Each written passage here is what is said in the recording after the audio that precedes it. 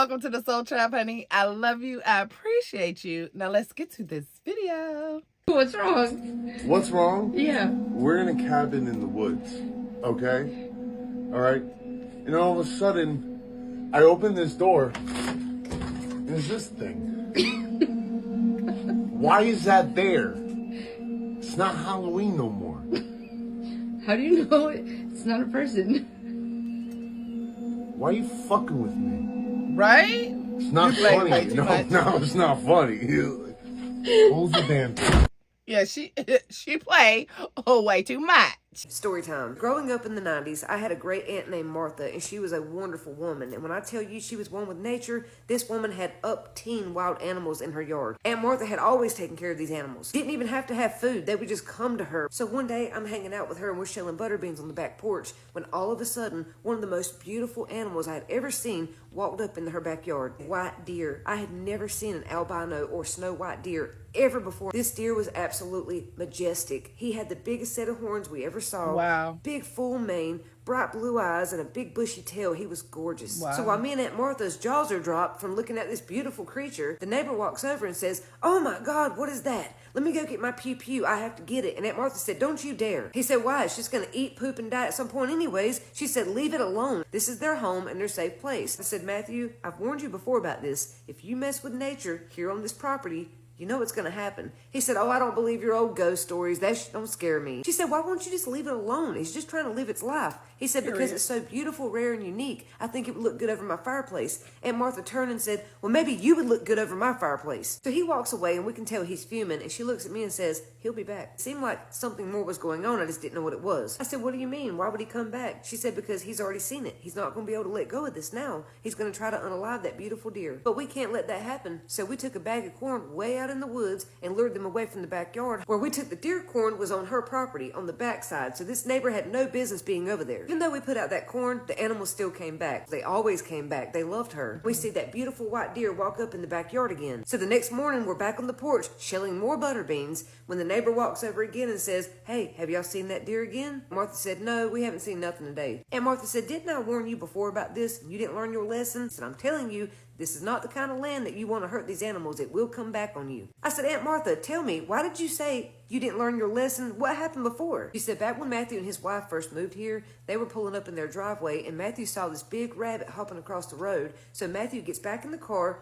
backs out the driveway, floors the gas, and hits the rabbit on purpose. Yeah, he did it just to unalive it. They didn't eat it. They didn't keep the skin. We got nothing out of hurting this rabbit." Well, you can say it's connected or not. I don't know. But 2 weeks later, Matthew himself got hit by a car in the same damn spot. On his day off, Matthew went outside with his coffee to check the mail, and when he walked back up the driveway, his wife backed out of the yard. She was late for work, so she stomped the gas, and she hit Matthew. It did not unalive him, but he did break his leg. When Matthew got out of the hospital, his wife was rolling him into the house. Aunt Martha walked up and said, "Matthew, I warned you, if you hurt the animals here, they will hurt you back." Matthew said, "Martha, it was an accident. She didn't see me out there. It's ridiculous. Go home." So Martha pulled Matthew's wife over to the side and said, "Look, I'm telling you, if he doesn't stop hurting these animals, this is only going to get worse." Now fast forward to where I'm spending the night with Aunt Martha, and we're Martha sitting on the must be porch. Native It's like American. 6 o'clock in the evening, and we see that beautiful white deer walk up in the backyard again. It's dark, but we can tell it's him because it's a solid white deer. Anyone can spot it. Well, I'm sleeping on the couch, and around 4 a.m., we hear a loud bam, like gunfire. So Martha goes flying out the front door in her housecoat, yelling, "What's going on out here?" And then we see Matthew come walking down the street with his rifle. Martha screams out, "You didn't! Please tell me you didn't hurt that beautiful deer." And Matthew said, "I couldn't get to it, but I got to another one." He had unalived a baby fawn, a little fawn that was just walking around eating with its mother. He said, "That's not all. I got the mama too. We're fixing to go pull her out the woods." She said, "You killed the mother?" And Aunt Martha lost it. "How many times have I warned you? This place is not like other places. You can't mess with the animals here. Treat the land with respect." He said, "Get your crazy ass out of my face and go the fuck home." Martha said, "Well, the same way you drug them deers out the woods is the same way they're going to drag your body out those woods. Watch and see." He said, "What the hell is that supposed to mean?" She said, "You'll see. You just sealed your own fate. Y'all prepare yourselves, because what happened that winter blew my mind." I was staying with Aunt Martha, and we were putting up the Christmas tree when we heard a bunch of ambulances coming down the road. The neighbors we had were all standing out in the road like, "What is going on? What happened?" But nobody knew. So we walked down the road to see what's going on, and that's where we see 3 men dragging Matthew by his feet out the woods, and he's pouring. It turned out early that morning, Matthew had taken his 8-year-old son hunting for the first time. This child had never been before, had never handled a weapon, and didn't know what he was doing. It was a recipe for disaster. The child's walking in the woods behind his daddy. He trips and stumbles over a root, Whoa. drops the weapon. It goes off, hits Matthew in the back. Matthew looked like a damn strainer. The bullets had spread out from his shoulders down to his waist. Because they had walked so far up in the woods, it took the child damn near 45 minutes to run back home and call 911. It took first responders over 5 hours to find Matthew because they were so deep in the woods. And guess where they found Matthew's body? He was sitting up against a tree beside them old stones where Aunt Martha had taken me before. The little boy told police that was not where the accident happened. He says they were down at the creek. We have no idea how Matthew got from the creek to the stones. You're talking about Y'all a damn better near quit hour's playing walk. with nature. How would he have gotten that far with all those injuries? What else is strange? When they did his autopsy, they found these big gashes. It looked like an animal with antlers had been ramming him. There were cuts, bruises, and abrasions, but especially gashes all over his back, shoulders, and the back of his head. It looked like someone had taken a set of deer antlers and just jabbed him repeatedly in his back. It was really sad because Matthew's son, he was just 8 years old. He didn't have any safety, didn't know what he was doing. Matthew had no business giving that child a weapon. At It was all. so crazy. When this little boy turned 13, he told his new stepdaddy that the day his father died, he saw a white deer before he tripped over the root. And when that little boy said that and it got around the neighborhood, me and Aunt Martha were like, full circle. You cannot tell me that white deer didn't know what the hell he was doing. I know he did. He got Matthew's ass. What really gave me chills was the fact that what Aunt Martha said came true. When she told Matthew they're going to drag you out of these woods the same way you're dragging these animals out, pouring blood, and that was what happened. My Aunt Martha was one with nature. She's passed on now, but when I tell you, I go outside sometimes, and when I see deer, squirrels, and rabbits, I swear I can feel her. I truly believe she's been reincarnated as an animal, and she's living her best life. And anyone who lives in that part of North Carolina, or my family that knows about this, don't say anything in the comments about where this happened, because we don't want people going down there. Ashe, honey, Ashe. Like I said, Aunt Martha had to been Native American, okay?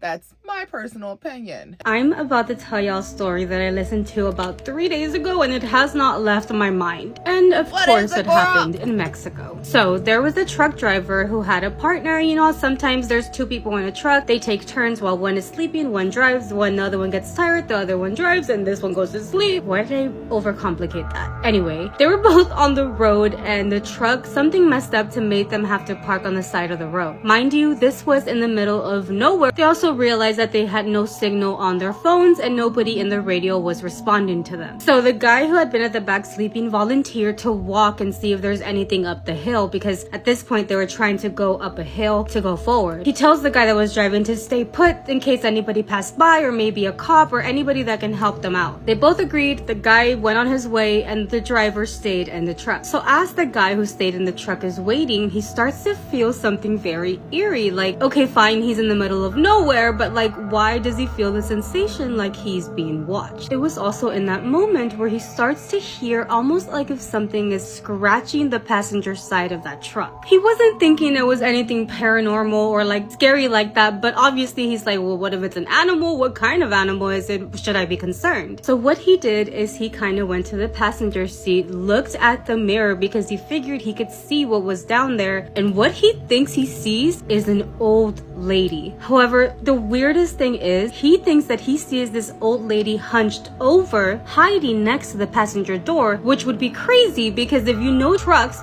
they're tall. So for her to be standing and hunched over would mean that she would have to be an extremely tall old lady. The only way that he can explain what happened next was that he almost went into some sort of a trance, because he says that he could swear that this lady was calling him by his name. Don't answer. He remembers closing his eyes because he didn't want to look at that lady. Something in him was telling him that this lady was up to no good. They were in the middle of nowhere, and why would there be an old lady out here? Not only that, but she knew his name. So as he has his eyes closed, swearing that this lady's calling his name and doesn't want to look at her, he starts to hear somebody honking, and he's like, oh my gosh, thank you, thank you, thank you. It's, you know, his partner. So he opens his eyes, and no, he sees another truck driver passing by him like full speed, but honking the horn really, really fast and loud. However, that truck driver did not stop. He kept going. So obviously now he knows this truck driver was not helping them, but why were they honking? He's thinking maybe my partner got in contact with somebody, but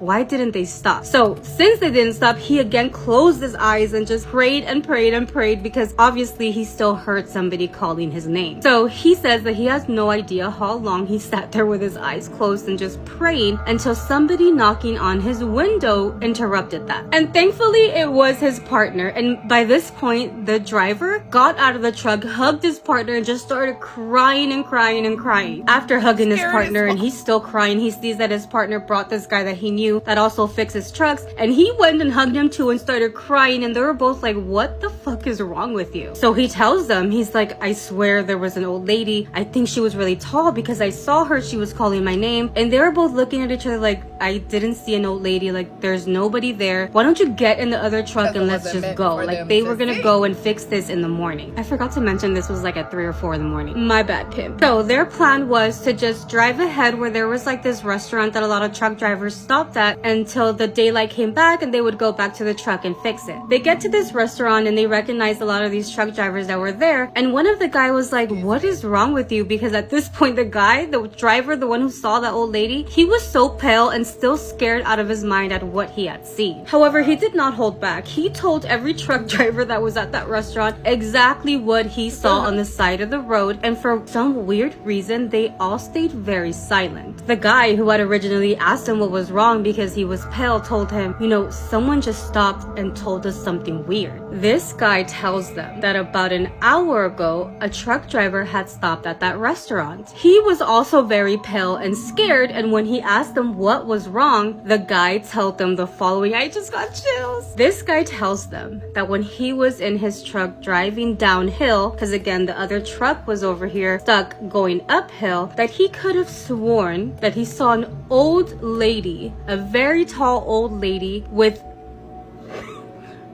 goat feet standing up on the side of a trailer. He explains that he was honking and honking because he was scared that the guy in the trailer was asleep and that this old lady with goat feet was going to attack him. And remember, the guy did have his eyes closed because he was scared and he was praying. So when he got really close to them, he hit the gas even though he was going downhill, and that's how he was trying to tell the guy, wake up, wake up, there was something next to the truck. However, he was too scared to stop, and that's why he ended up stopping at the restaurant that was down the road. And the reason why he stopped is because he couldn't drive anymore. He was terrified. He had to stop somewhere to like relax, to calm down. After about 30 minutes, the guy says that the guy finally calmed down and said, I have to leave. I don't even want to be in this area. I gotta go. And he went about his way. He could tell that every truck driver in that restaurant was very scared. They were all serious. Nobody was laughing. Nobody was taking it as a joke. Not only were a few of them there to witness the first guy saying that he saw the lady, but then the guy who saw the lady and was not asleep, was actually praying, comes in and like really confirms the story that the first guy said. He said that all the guys took it very seriously, and a lot of them agreed that they would not be stopping there even if they were tired, not even to rest. They would try to get as far away from that area as possible. That shit is so scary. Can you imagine? I cannot. Imagine if he didn't even have a partner though. I cannot. I don't want to. Hell no. Spooky as fuck. Something fucking creepy happened when I got home. I was driving down the street, and my daughter's bedroom light is on. So I'm like, that's weird because she's at her dad's house for a couple nights. She's not home. So I park my car right over here, and when I park my car, I see her bedroom curtains are also opened a bit. So now I'm freaked out, right? And my doors were locked. But my house was built in like 1910. So I was like, I hope it's a fucking ghost and someone didn't, you know, break in or something. I know that's so right. I have to actually go in my house right now, and I'm recording it because I'm scared. You more scared of a ghost or a robber? Okay, so here we go. I'm like Let me know in the shaking. comments. Like my hormones are, like my adrenaline is going again. Like I have to go up my creepy dark stairs. None of the lights are on upstairs. This is not fun. And you know I've been hearing weird shit in the attic, bro. Oh, fucking spooky. Turn the light on, bitch. That's her room. Just turn the light on. Thank you. I don't know which way I should point the camera. Bro, I'm freaked out. I'm gonna go in my bedroom first. Turning the light on in here. Ah. Why isn't it turning on? Okay.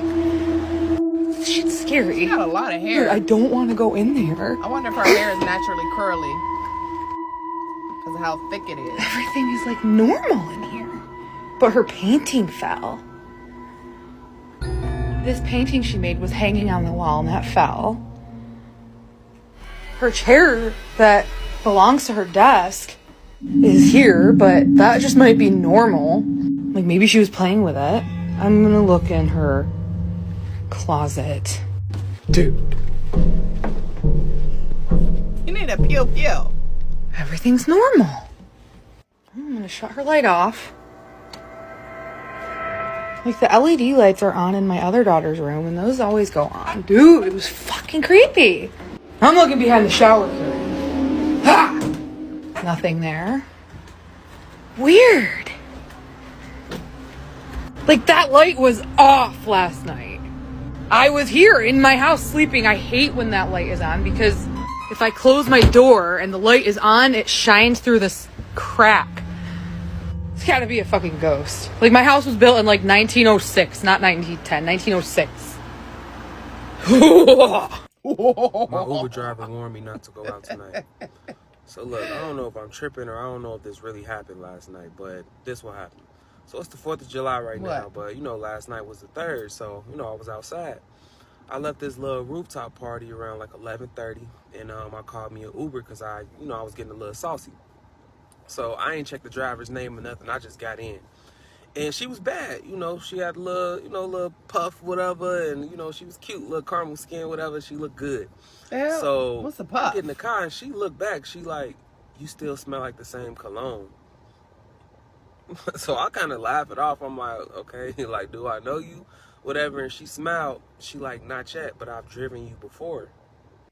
So I checked the app. Like, it didn't say she was like a repeat driver for me or nothing like that. So I just shrugged it off. I'm thinking maybe she just flirting, whatever. It shows that? But that's when the vibe just like shifted. She turned the music down and she said, you shouldn't be out tomorrow night. And I'm like, okay, you know why? It's the 4th of July. She said, that's exactly why. The noise makes it easy to miss the real danger. So now I'm sitting back and I'm in the back seat like, listen to her. I don't really know what to say to that. Then she gonna say, you ever notice how your phone acts weird around this time every year, around the fireworks? And I'm like, no. And she said, you will if you make it past midnight. I'm like, make it past midnight? Bitch. I'm like, lady, take me to the crib. Like, what are you talking about? Look, she pull up in front of my crib, but she don't unlock the door. Like, she just like staring out the windshield. And it's the child lock on, so I can't get out the car. Then she go, don't answer the door if someone knocks on the door tomorrow night, even if she looks like me. And then the door just unlocked. Doom. Yo, I slowly just get out the car and I just start walking up to the door.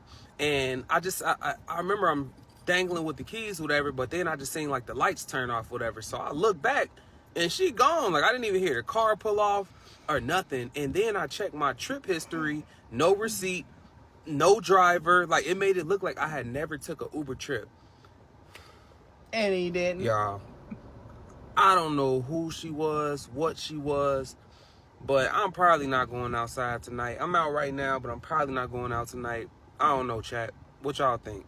What y'all think, chat? Don't. What y'all think actually happened? I hope you didn't.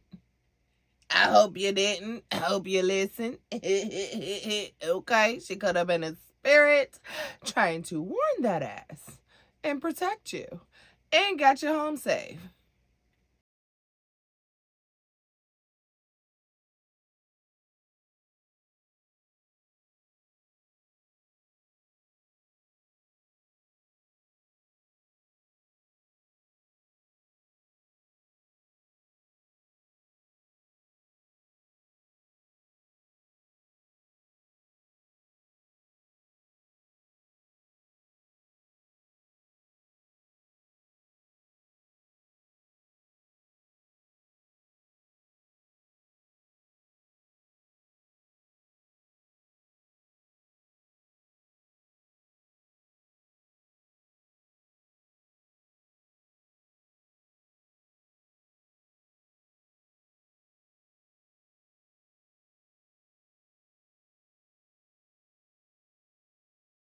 Did he?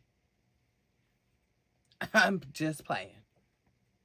Did y'all see that video of that girl where she said that she was living in this house and she said that she never felt like she was alone and she felt like somebody else was there? So they had this attic and she said every single night she would hear somebody upstairs like moving around. So she said she had her husband go upstairs and go check and nobody was never up there. But she said every time she would go take her kids to school, she said she would always see like little crumbles on the floor, like somebody was opening the attic door and closing it.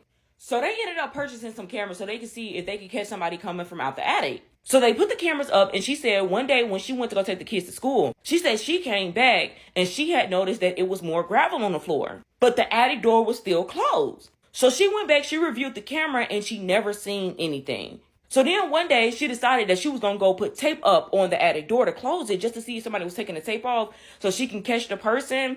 So she said the next day when she left and she came back, she noticed that the attic door was wide open. And she said there was no tape on the attic door. So why when she reviewed the camera, it only showed when the attic door was closed and the attic door was never open. So she called the peoples, they came, they checked everything, they investigated, they didn't find anything. So then she said she retaped everything back up, y'all. So why this girl said that every time she reviewed the camera, it only showed when the attic door was closed. But every time she would come home, the tape would be removed or the attic door would be wide open. Man, at this point, I'm sorry, but we're going to have to move out this house. Because, baby, I would be scared for my life. Absolutely, positively.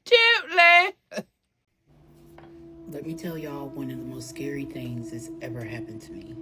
What, now, girl? I have experienced some bizarre things in my lifetime. But this experience made me cautious. Made me cautious of people, places, and things, okay? You the story, I have to set the scene. It's 2010. I'm a new driver. I have a car and nothing to do. Nothing. I hit up all my friends, like, y'all want to do something tonight? No one's hitting me back. So back then, there used to be a newspaper where you could go and see like things to do locally. And I picked up the newspaper and I saw that night there was going to be a play at a local playhouse. And I'm like, I like plays. I'll go by myself. So I get in my car, I drive to the playhouse, I smoke a little something, and then I go inside immediately. As soon as I get inside, I notice no one looks like me. It wasn't a lot of representation there. I was like, you know what? I'm gonna make the best of it. I'm gonna have fun. So I noticed that everyone's like kind of crowded in a dark space in the front of the playhouse. And I'm like, why is no one sitting down? So I finally find where you can go purchase your ticket. Red flag number one. So I go up to the counter and the girl tells me, this is a sold out show. There aren't any tickets available. But I have a few people who have not showed up to check in, and if they do not show up before a curtain call, you will be able to purchase a ticket and see the show. She tells me we have refreshments and coffee. Go get some coffee, talk to some people, and I'll let you know. So what do? I start being my bubbly self. I'm walking around, I'm talking to people, saying hello, and I notice in the corner there's a girl sitting by herself. She's a white woman, looks about my age, which is what made me even go to approach her. And she was dressed kind of cool, you know, like in an alternative hippie way. She had on a long skirt and a like floral top. And I was like, okay, I'm kind of feeling her Alanis Morissette vibes. I don't know. So I walk up to her and I'm like, hey, I'm Erica. Are you here to see the play? She looks up at me and immediately her face just like fills with excitement. She's like, yeah, I'm here to see the play. And I'm like, oh, okay. I was like, well, what is it about? Like, what's the name? I don't even know anything about this play. And she's like, oh, it's a great play. I drove really far to come see it. And I'm like, oh, okay. Well, where are you from? And she's like, I'm from Canada. Now, mind you, we are in North Carolina, in Durham, North Carolina, to be exact. So to come from Canada to Durham is already alarming. But that went over my head. I was just like, oh, okay, cool. I was like, well, what is it about? And she's like, oh, it's my favorite play. It's my favorite play. And I was like, okay, so yeah, tell me more. And she's like, yeah, it's about these two brothers. They're twins. They're raised by parents who are a little sadistic, and they put one twin in the basement and they torture him, and then they treat the other twin really nicely his whole life, and then, you know, it all comes to a head. And I'm like, oh, okay, cool. Now me, I'm sitting there like, she's a vibe. I don't know. I like crazy, right? So I'm like, she's a vibe. I'm kind of feeling her vibe. Ain't that what y'all do? About the play.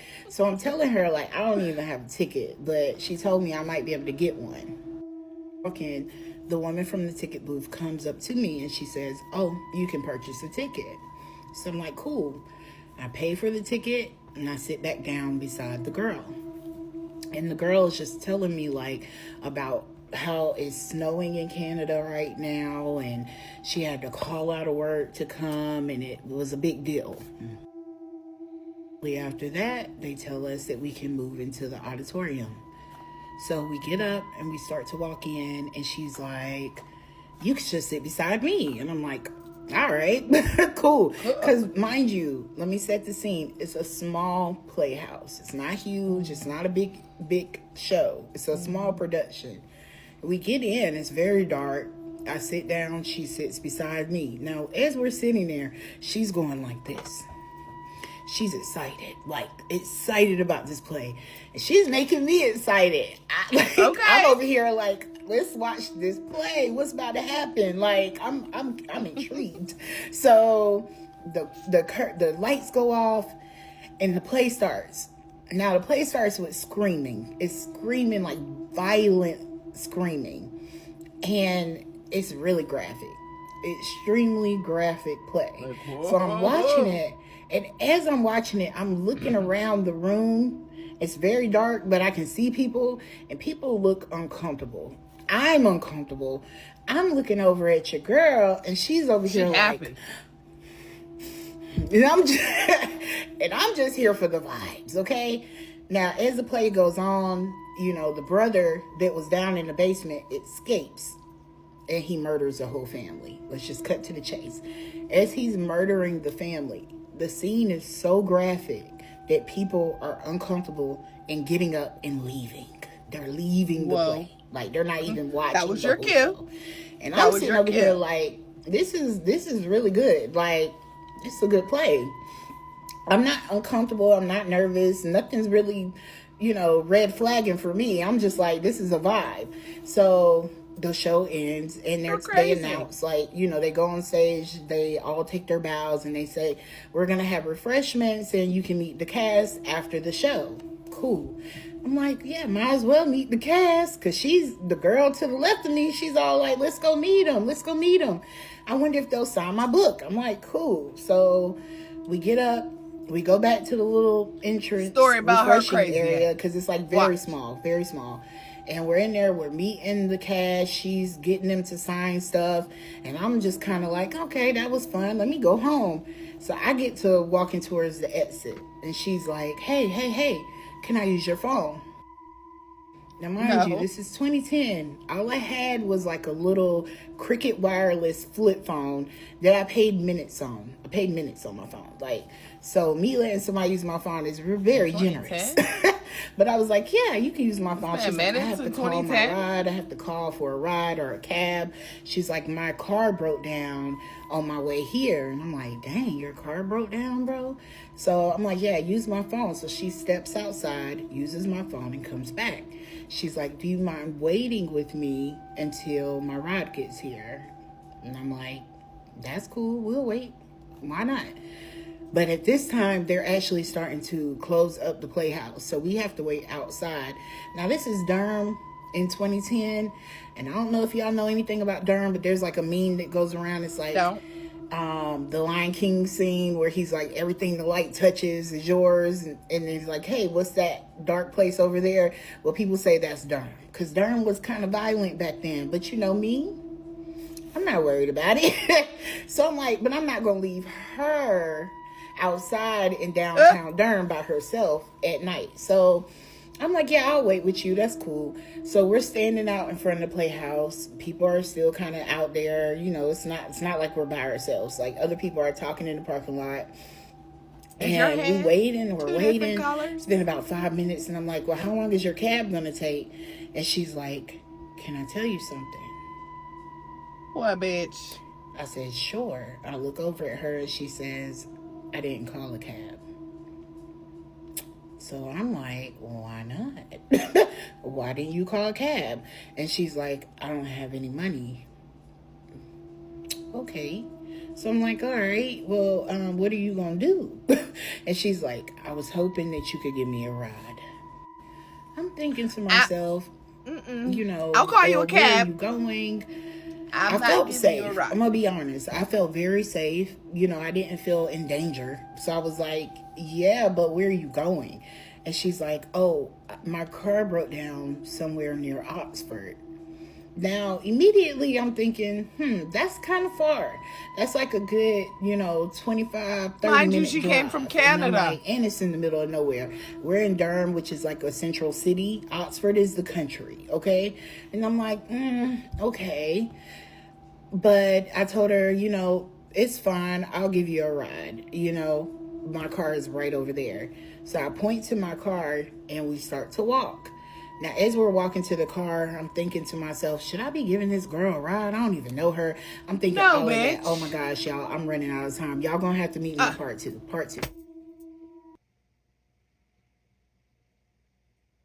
That shit just pissed me the fuck off. Did we waste our time? Yes, we did. Anyway, you're recent of another video.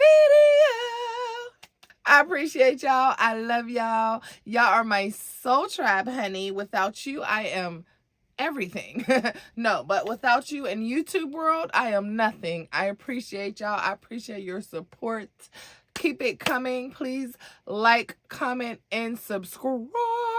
Make sure y'all share, because sharing is caring, and it's free. Hit that hyped up button, because hype me up. Hype me up. Please and thank you. Hype me up. But no, y'all, I love y'all. I appreciate y'all. Y'all are my soul tribe. Tribe is with a Y, because the Y is for you, and that's because I love you so freaking much.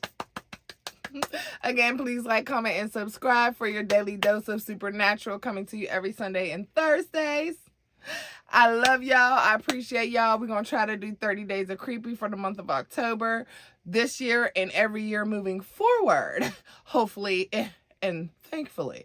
All right, y'all. But I got to go because we got more recording to do. I love you. Ashe.